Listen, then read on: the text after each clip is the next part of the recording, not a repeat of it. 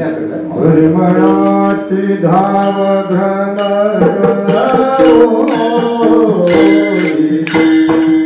परिमळाची धाव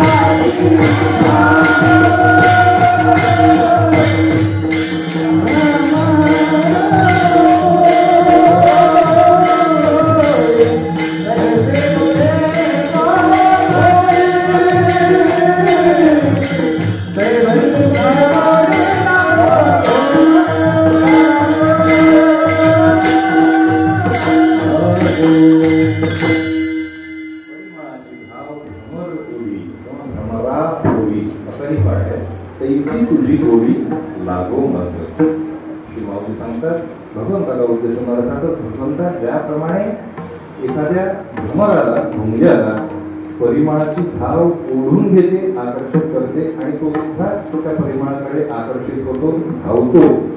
अगदी तशा पद्धतीने मला तुझी गोडी लागायला हवी ही प्रार्थना ही अपेक्षा नव्हती. जीवाला अर्थातच भ्रमराची उपमा देण्यात आलेली आहे, कारण जीव हा भ्रमर वृत्तीने विषय सेवन करत राहतो. स्वतःच्या ताकदीवर जीवाला विषयांपासून परावृत्त करता येणं शक्यच नाही. विरोधितो करी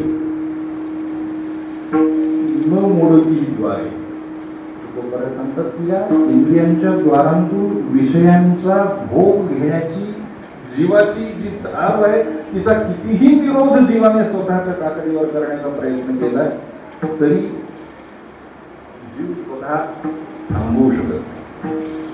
तरी शब्दस्पर्श रूप गंध रसू हा पंचविध आभासू ज्ञेयाचा आभास आहे. हे विषय तरी कैसे, हे विषय आभास आहे. तरी सुद्धा जीव त्यांच्याकडे आकर्षित होतो. या 5 विषयांपैकी सगळ्यात तरल संवेदना जर कुठली असेल तर ती गंध संवेदना. गंध संवेदना अत्यंत तरल, अत्यंत सूक्ष्म, अत्यंत गुरुवार, अत्यंत अलवार अशी संवेदना म्हणजे गंध. आणि भ्रमर त्या सुगंधाशी, त्या परिमळाशी इतका अनन्य की स्वतःच्या तेच उत्तीर्ण होईल प्राणे ते कमुल चिरो नेणे. स्वतःचा जीव गेला तरी भेद तर, पण कठीण लाकडाची गाठ पोखरून तिचा भुगा करणारा भुंगा नाही कष्टाचा गोमाळ, नाही कष्टाचा